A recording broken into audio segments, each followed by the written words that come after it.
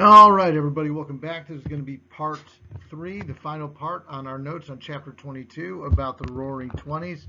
We'll finish up with all this today and then get into Monday's quiz. Hopefully you get the chance to view this. If we don't cover it all in class, there are some important concepts. Uh, don't forget to like and smash that like button and subscribe to my channel where you'll get more and more exclusive content on U.S. history and all that good stuff. Uh, Maybe we'll have some giveaways as we get these viewings up, and let's go on from there. All right, let's rock and roll. So one thing to talk about in the 1920s is certainly the emergence and change of the life and style for American women during the period. And there's a lot of changes and things that that women undergo in the United States during the 1920s in various different ways. So women of the new era, of course, really take this period as a period of great growth and opportunity. In fact, um, the women of the 1950s, 30 years later, are probably actually behind where these women in the 1920s were in terms of expressing themselves, expressing their sexuality, opportunities, and things like that. After World War II, they kind of reverted back to we're happy back in the cult of domesticity. But in the 1920s, we really see women um, do more to break out of that cult of domesticity than in any other time in American history to that point. And there's a lot of reasons for that. Okay, beginning with kind of the concept of motherhood. Uh, in the 1920s, experts and people start to kind of take another look at the role of the mother and kind of redefining what motherhood was. The long-standing belief had been that women are just by nature intrinsically um, able to raise children. And that is basically part of their responsibility. Again, falling into that concept of the cult of domesticity and going into, all the way back when you're talking about Republican motherhood and things of that nature. It's just something that women, mothers, naturally do. But by the 1920s, there's a prevailing belief that, that experts need to play a role in the raising of children, and it's important for mothers to reach out to child care experts, to medical experts, nannies, and people that are very educated and maybe skilled in the process of raising children. And it may not be something that women just naturally are able to do. So this actually unburdens mothers a little bit in terms of the roles of raising their children. Being able to rely on so-called experts in different areas enable women to have a bit more freedom in the realm of motherhood, for one. Another thing that changes is how marriage is looked upon during the 1920s. For the first time in our country's history, marriage begins to become viewed more as an equal partnership between the man and woman. Um, that decisions and important things and can be made by both the male and the female in the relationship, and they kind of share a responsibility.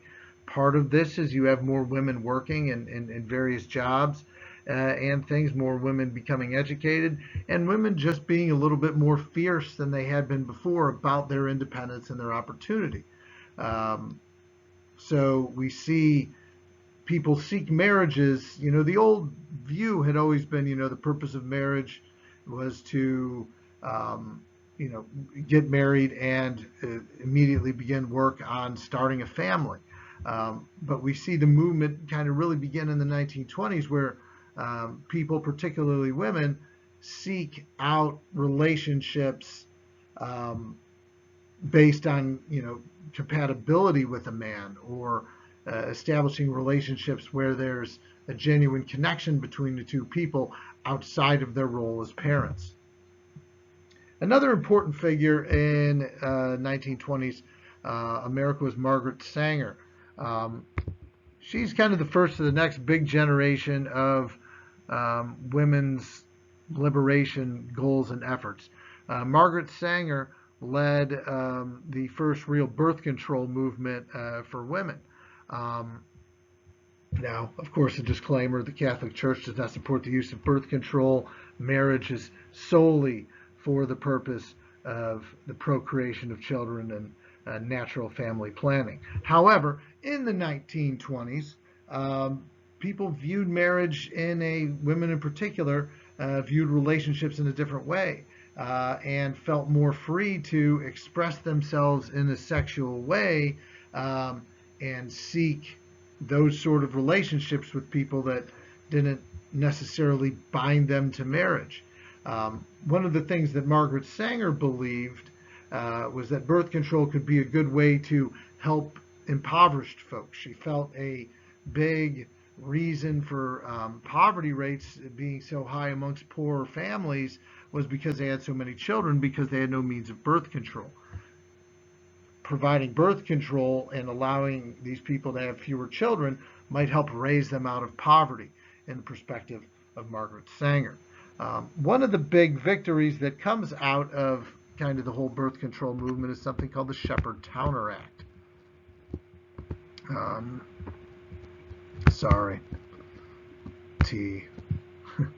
The Shepard-Towner Act. Now, the Shepard-Towner Act was the first real, this was in 1923, was the first real law that provided kind of medical services, prenatal care and healthcare benefits to pregnant women.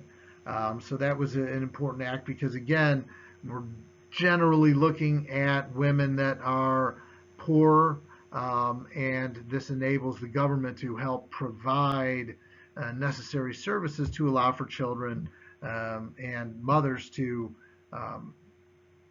have better health through and immediately after the birth of a child.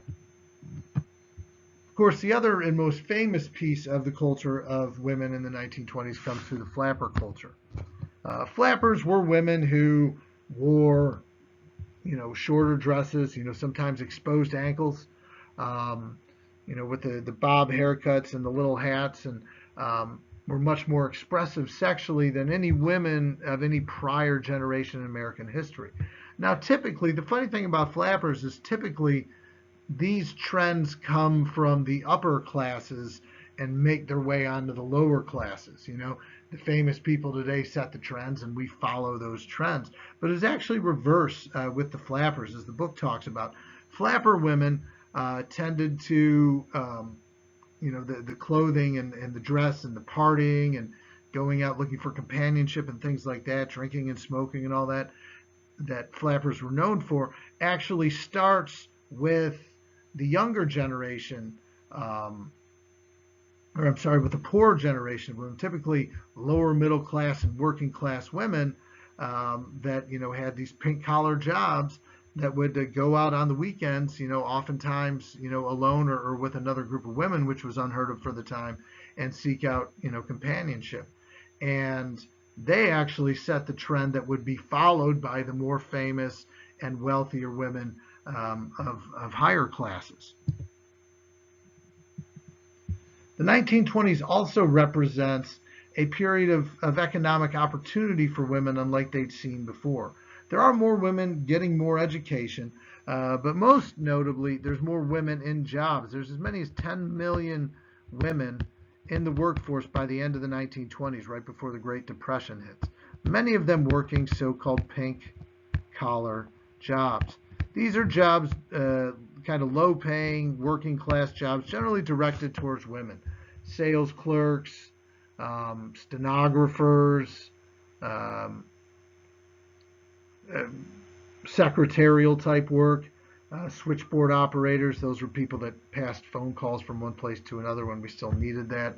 And these jobs are generally populated by women. So there's more opportunity for women than ever before, and the women of the 1920s feels very liberated. Of course, all beginning with them gaining the right to vote in 1920. So just to review, women in the 1920s represent kind of a different cultural change than women in previous generations because um, they're now less responsible in child rearing duties, relationships now being kind of viewed more as an equal partnership. You know, the flappers and their partying and trend setting ways. Um, Obviously, the right to vote would be another example. You know, sexually related things that had never been talked about before, and in particular, the idea of sexual relationships being for something other than procreation. And of course, many women independently working in the workforce. So lots of new opportunities for women abound in the 1920s. All right, so let's move on. All right, so the 1920s, of course, was a period that included a fair deal of conflict. The source of this, a big source of this, comes from the massive failure of prohibition. You needn't look no further than the Constitution to see how much of a failure prohibition was. The only amendment to the Constitution that's ever been taken away by another amendment to the Constitution is admission that this was a really bad idea. Um, and while a big part of prohibition was about um, you know, the problems, the social problems that alcohol creates in the minds of many, you know, and think all the way back to the drunkard's progress and stuff we looked at earlier in the year. Um, a big impetus for um, a big impetus for this for prohibition was that it was generally viewed as drinking was generally viewed as something that was a Catholic thing. And America, Protestant America at the time, was not particularly warm on Catholics. And, you know, that was a driving factor as well. Maybe we'll keep the Catholics from coming here from Ireland and Italy and places if, you know, you tell them they can't drink. So there's two different schools of thought on the concept of prohibition. There's the wets, the people that are, of course, against prohibition and think that it's a bad idea. And of course, there's the dries, the people that support prohibition. Now, ultimately, obviously, the wets will win out. And the reality of prohibition statistically is that it didn't really work all that well. Okay, alcoholism actually goes up during the 1920s. Um, so alcoholism increases during the 1920s. And it's important to note that the 18th Amendment bans the sale, manufacture, and transportation of alcohol. It doesn't ban drinking. And people still drink, make their own stuff, and of course go to speakeasies and illegal drinking places and, you know, you know, drink there. Ultimately, what prohibition does is it makes criminals out of otherwise law-abiding citizens, regular people that, you know, just want to have a drink. And that is the problem of prohibition. You're taking something away from people that they are used to having. And when you try to do that, the people aren't going to respond to it in a very positive light, in a very positive way. So the failure of prohibition in this respect is very complete. And the dries here, the people that support prohibition, really have very little argument to make in that respect. And one of the biggest problems, of course, with prohibition as a whole is it leads to a massive increase in the United States in organized crime because you've given suddenly alcohol as a whole new means, a whole new racket for mobsters and gangsters to make money.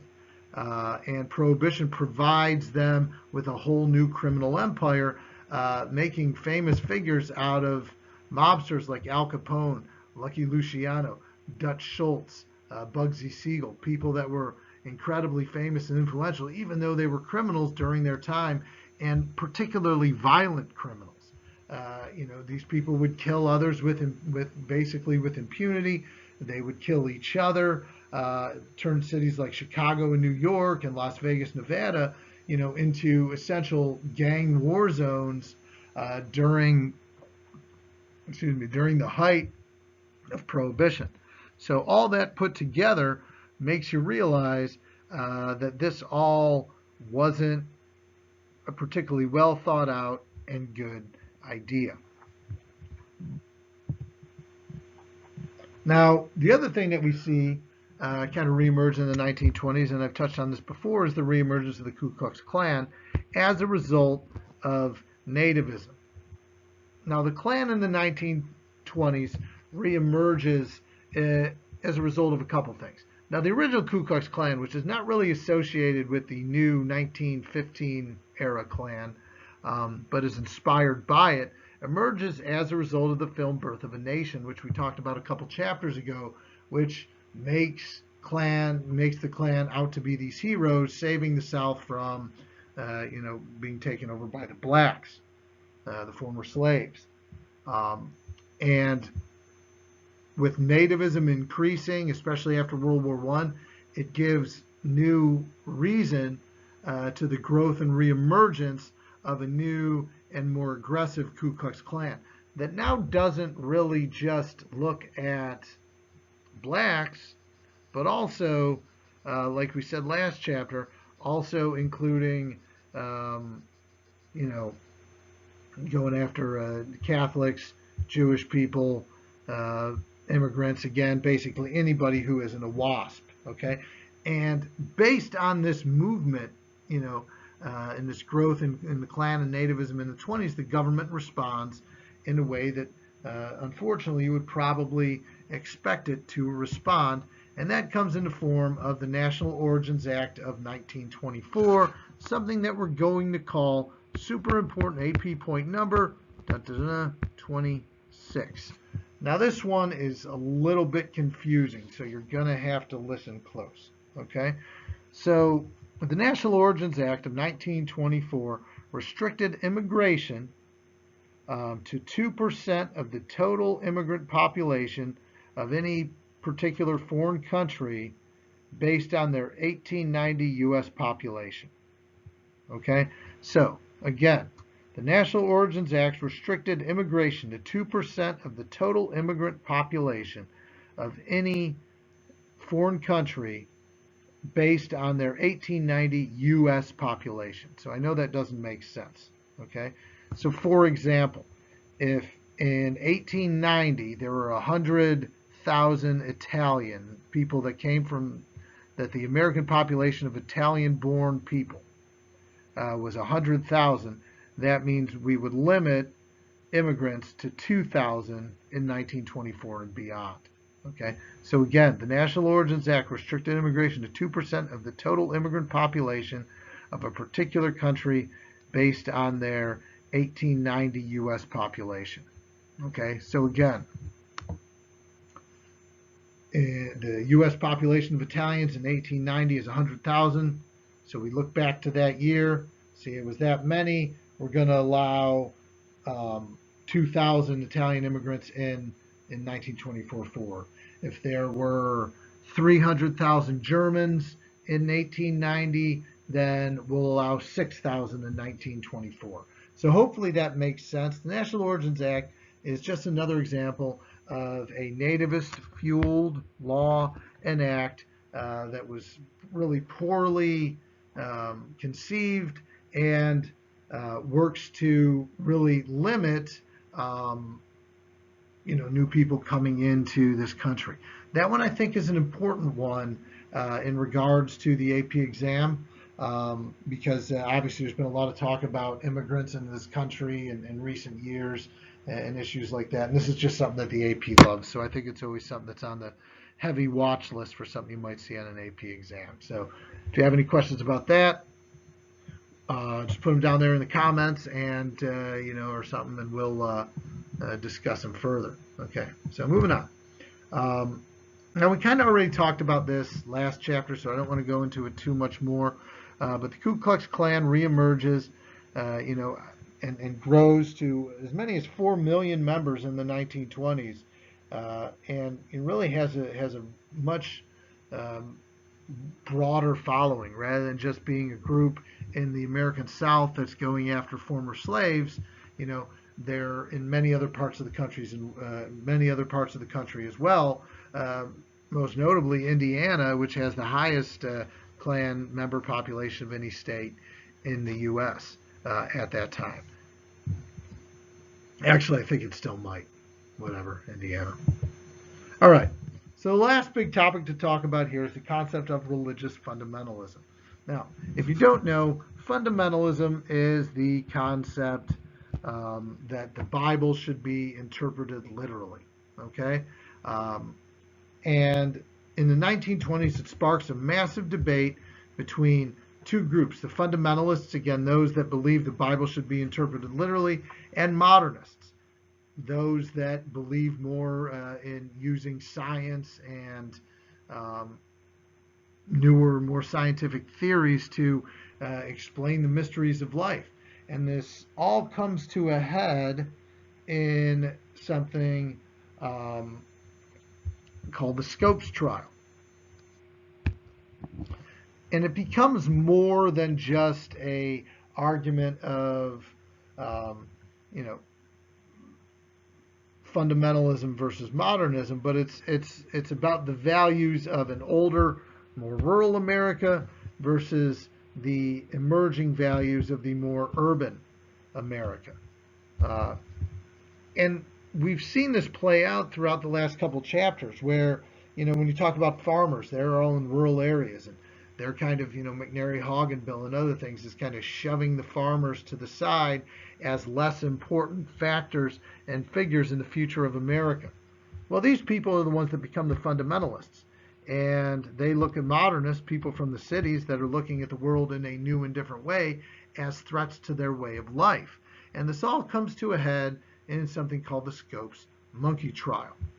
Now, the Scopes trial was this teacher in Dayton, Tennessee, actually, a city in Tennessee called Dayton, Tennessee, um, where he was kind of convinced by the American Civil Liberties Union after Tennessee passed a law that said you couldn't teach evolutionary theory in the classroom to do just that.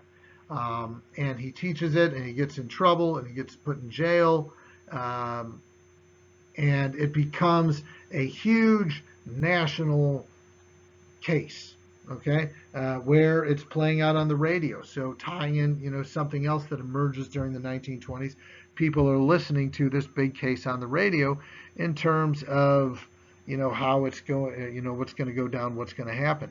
Now, ultimately, John Scopes loses the case and goes, you know, is fined like $100, which, you know, whatever. But so the modernists lose the case, and they were represented by one of like the great lawyers of the time, one of the great American lawyers of the time, a guy named Clarence Darrow. And the fundamentalists, interestingly enough, were represented in part by our old friend, three-time presidential candidate, William Jennings Bryan, who went to argue for the side of the fundamentalists because he himself was a fundamentalist. It becomes big news. It becomes a big deal. Darrow loses the case but proves his point. So ultimately, it's a victory for modernists because, you know, society has to look at it, and even William Jennings Bryan, the ultimate fundamentalist, is forced to recognize at some point that, you know, the Bible essentially you know, doesn't necessarily need to be interpreted literally, or should at least be open to different interpretations, which, you know, ultimately represents the victory for the modernists. But the Scopes trial is, along with Sacco and Vanzetti, like the trial of the century in America of the 20th century, at least up until O.J. Simpson in the 1990s.